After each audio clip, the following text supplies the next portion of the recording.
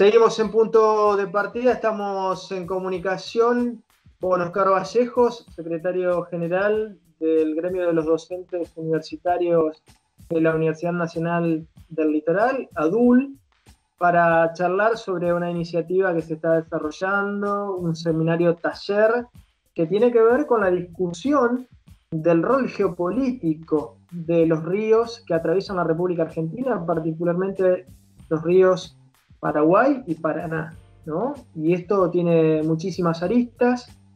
Y preguntarte, Oscar, gracias por estos minutos, preguntarte qué sentido tiene para ustedes, como docentes, como científicos, como gremio, asumir este tipo de discusiones.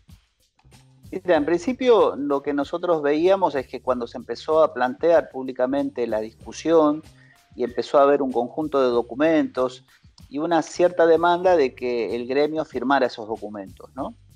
Y entonces ahí lo que nosotros decíamos, y en general siempre tenemos esa postura, de empezar a tener una posición informada para firmar los documentos, ¿no? Porque los documentos hacen no solamente una descripción de la situación, sino que muchas veces plantean un conjunto de propuestas para organizar ese tema desde el punto de vista del Estado, desde el punto de vista de la vida social. Y entonces, por decirte, uno de los documentos que se nos decía a nosotros que firmemos, se nos pedía que firmemos, hablaba del armado de un comité de cuencas para el río Paraná en su totalidad. Entonces, lo que nosotros decíamos, conociendo esa organización institucional de comité de cuenca, que se piensa más para una situación local, ¿no? Y para problemas locales, ¿cómo sería posible trasladar eso a 3.000 kilómetros, ¿no? Y el río en la Argentina tiene 1.600 kilómetros, entonces, bueno, era ciertamente impracticable. Y entonces, bueno, eso es lo que nos lleva es a decir, bueno, ¿por qué no organizamos un seminario taller que nos permita aprender, mostrar lo que ya se sabe, debatir y sobre eso construir una posición informada acerca de qué es lo que la ciudadanía, el gremio como parte de esas organizaciones ciudadanas, puede efectivamente exigir al Estado y a la política en general acerca de esto que se llama hidrovía, que también cuando nosotros empezamos a pensar el tema, ya incluso llamar hidrovía al tema, al problema que vamos a analizar, es ya en cierta medida entrar en una cierta lógica, ¿no? Pero resolvimos de todas maneras llamarlo así, por eso decimos la hidrovía en cuestión porque es el tema, y en cuestión porque se pone en tela de juicio de que esa sea la mejor manera de pensar el asunto de cómo la sociedad argentina se relaciona con el río Paraná y con la cuenca del Plata en general, ¿no? Y qué tipo de propuesta ciudadana y estatal habría que hacer para resolver este tema que es central para la Argentina, digamos. Entonces, creo que todos los que y todas las que nos acercamos a este problema no hacemos más que darnos cuenta de que efectivamente este es un gran tema de discusión política para la Argentina, para el Mercosur, ¿no? Y el seminario va de eso, va para poner en debate algunas ideas, algunos conocimientos que ya están establecidos y después debatir sobre cómo esos conocimientos, como me gusta decir a mí, estimulan o impulsan cierta acción ciudadana organizada. Es un seminario con muchas voces, con distintas perspectivas, particularmente referido a esto que mencionabas, los múltiples sentidos a debatir, los múltiples temas, las temáticas que se cruzan en esto del río Paraná. ¿Qué conclusiones o qué perspectiva es la que de alguna manera anida en ustedes a la hora de encarar esto, ¿no? Mira, nosotros cuando empezamos a trabajar en el tema, descubrimos esto. Estamos discutiendo hoy en el país dos grandes temas que se organizaron en la década de los 90, o sea, durante la presidencia de Menem. Una es la Ley de Educación Superior, el armado político de Del Bello, que es el actual rector de la Universidad de Río Negro. Fue el kirchnerismo, le creó la universidad, le entregó el rectorado, y después él organizó, por supuesto, para ser electo rector, y todavía sigue siendo el rector. Entonces Del Bello crea la Ley de Educación Superior, neoliberal, en un marco que buscaba, sobre todo, construir la idea de una universidad empresa, ¿no? Una universidad que pudiera construir sus propios recursos, y sobre esos propios recursos, digamos, lo que hacía era presentarse al mercado para conseguir recursos de maneras diversas, entre ellos ofreciendo consultorías. Entonces, la UNL ha sido una consultora importante de todo este proyecto de hidrovía, y la UNL ha recibido plata del Estado y de distintas organizaciones para ofrecer el conocimiento de la universidad y el prestigio de la universidad para mirar cómo se podía hacer técnicamente la cuestión de la hidrovía, y recibir dinero, muchísimo dinero a cambio de eso. Entonces, ese es el modelo que estamos también queriendo discutir. Si nosotros necesitamos ese tipo de universidad, porque claramente si la universidad que participa ahora, digamos, la Universidad de Rosario, la Universidad del Litoral, y creo que la Universidad de San Martín, participan como parte de las consultoras, es decir, se les va a pagar un contrato, y quienes participan como consultores y la universidad ganan mucho dinero con eso. Y entonces se hace eso y se pierde la capacidad crítica, ¿se entiende? Entonces, la universidad o es crítica o es parte del armado que no queremos, ¿no?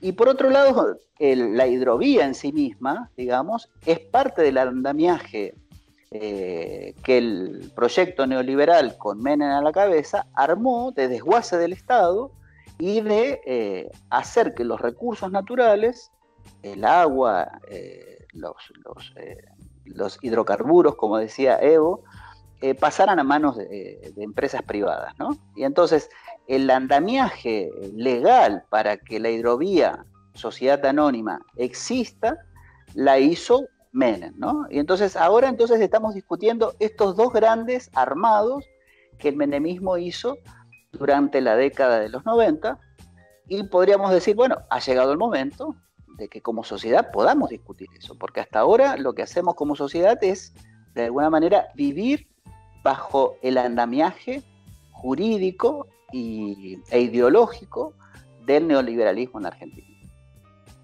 Ahora, no solamente el menemismo ha instalado esta idea del río como autopista para el traslado de las materias primas, sino que también lo que se instauró es un modelo de producción de materias primas durante el menemismo. Y traigo a colación esto, Oscar, porque me parece que dentro de la discusión de los significados, sobre los significados de la hidrovía, también lo que está en tela de juicio, o debería estar en tela de juicio, es este modelo productivo que está ligado también a lo que vos decías, ¿no? Porque si escuchamos las declaraciones de algunos referentes científicos, en el caso particular de la Universidad Nacional del Litoral, Raquel Chang, ¿no? Para mencionar una concretamente, bueno, allí también empiezan a tallar los subsidios de las corporaciones y de los grupos de poder que se gestaron al calor de los 90, ¿no? Es una discusión, me parece que tiene múltiples facetas.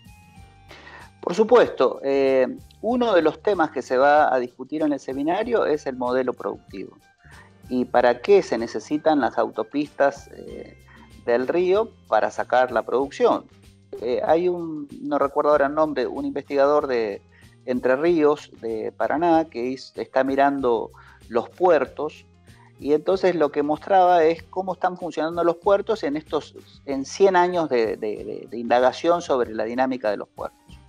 Y entonces es bien interesante mirar eso. Entonces, nosotros tenemos efectivamente que la hidrovía es un lugar de salida de la producción, pero que el puerto de Buenos Aires es el lugar de ingreso de la producción. O sea que la importación llega a Buenos Aires y Buenos Aires distribuye, ¿no? A través de todo el poderío que construyó Buenos Aires. Pero la hidrovía no sirve para hacer ingresar los productos que se necesitan para la producción. ¿Y eso por qué? Porque lo que sale básicamente es producción primaria, ¿no? Explotación del suelo, digamos, ¿no? Explotación de los recursos naturales, básicamente.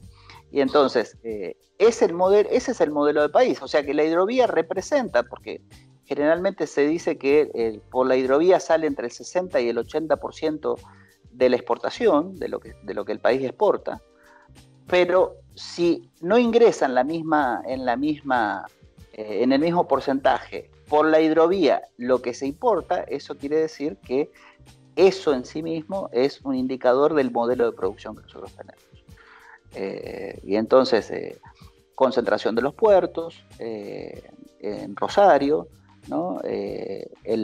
La destrucción de las economías locales que están alejadas de esos puertos concentradores, y por lo tanto desventajas importantes para toda la población ribereña que no está asociado a los grandes conglomerados de puertos, rutas, autopistas, etcétera, ¿no? Entonces, hay que poner en discusión todo eso porque efectivamente es un modelo de organización del país. Y lo que generalmente se ve, entonces, es que quienes viven del río en un sentido pleno y viven el río en un sentido pleno, solamente padecen las consecuencias, pero ningún beneficio de esto que sucede, ¿no? Entonces, bueno, hay que discutir el modelo productivo, el modelo del Estado, el modelo de universidad, ¿no? Y qué tipo de expectativa tenemos como ciudadanos y ciudadanas de incidir efectivamente en el debate y en las decisiones. Tenemos 5 minutos. A propósito de esta mirada larga que propones con los estudios sobre la actividad portuaria y del río en 100 años, hay un dato que es muy interesante y está vinculado a esto que mencionás, y es que en los últimos 30 años las exportaciones en dólares en la República Argentina crecieron un 650%. En el mismo periodo, en 30 años, en estos últimos 30 años, el empleo formal se redujo una tercera parte y por supuesto aumentó la pobreza, ¿no? Entonces, son indicadores de este modelo basado únicamente en el comercio internacional que viene no solamente del menemismo, sino de la dictadura y que está acompañado con una gran desindustrialización, ¿no? Discutir todo esto nos lleva a pensar también en lo central, me parece que o en uno de los eslabones centrales para reorganizar nuestra comunidad, que es el trabajo, Oscar. Bueno, efectivamente, aparece la cuestión del trabajo. Nosotros somos un sindicato, ¿no? Y entonces, también en los 90, cuando se implementaba la ley de educación superior, lo que estaba en juego era cómo se iba a pensar y a discutir el trabajo docente universitario. Claro. Y entonces la idea del modelo universidad-empresa tenía que ver con esto, salarios docentes bajos para obligar a los docentes a salir a buscar dinero al mercado. Y entonces, de esos contratos, la universidad se queda con el 30%, un 40% va a equipamiento y el resto va a los bolsillos de los investigadores, ¿no?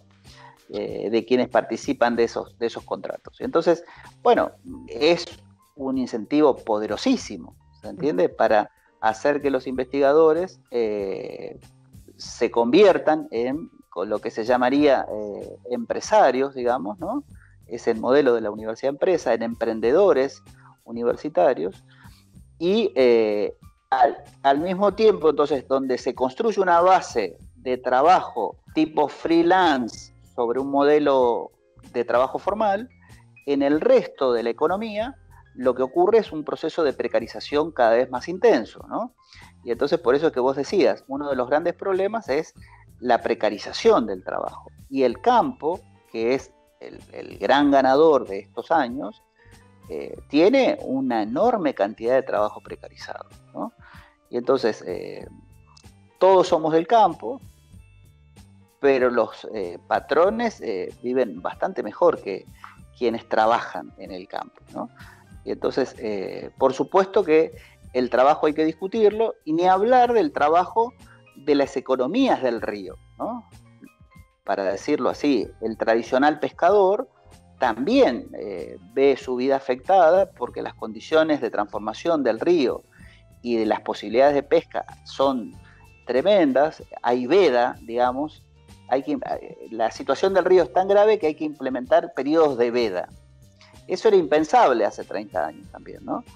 Pero hoy esa es la realidad. Entonces, los pescadores que tienen una relación vital con el río y además sus economías dependen de una forma que podríamos decir muy cuidadosa en relación con ese río o no predatoria, ¿no? Se ven afectados terriblemente por un modelo de río y de explotación del río también diferente, ¿no? Entonces, son, insisto, distintos encajes que hay que ir pensando, y algunas cosas están relacionadas con la hidrovía o con el río, y otras cosas son más generales, ¿no?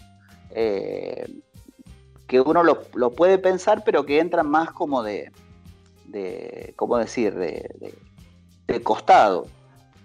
Y por ejemplo, Oscar, en ese sentido, para ir cerrando, bueno, toda la industria que podría tejerse, ¿no? Para montar una nueva logística, porque hablamos de barcazas, hablamos del potencial de los astilleros argentinos, que no solamente pueden generar barcazas para el río Paraná, sino también para cuidar nuestro mar territorial, donde hoy por hoy Argentina pierde alrededor de 8.000 millones de dólares, ¿no? De la mejor proteína que tenemos en la República Argentina, ¿no? Pues siempre estamos pensando de espaldas al mar y bueno, todo lo que podría tallar a nivel industrial, todo lo que de alguna manera está concatenado a esta discusión del río Paraná, Oscar. Sin duda, porque por ejemplo, insisto, si uno ve cómo fue la producción de eso, lo que uno podría llamar las tecnologías fluviales, lo que implican las barcazas, las dragas, las balizas, y si eso ha dejado algo en la economía local, no dejó nada. No dejó nada. Y entonces, esa sería un poco, cuando Jorge Sábato discutía ya en la década de los 70, ¿no? Ese famoso triángulo, conocimiento, empresa, Estado, planteaba el papel articulador que tenían las empresas estatales, ¿no?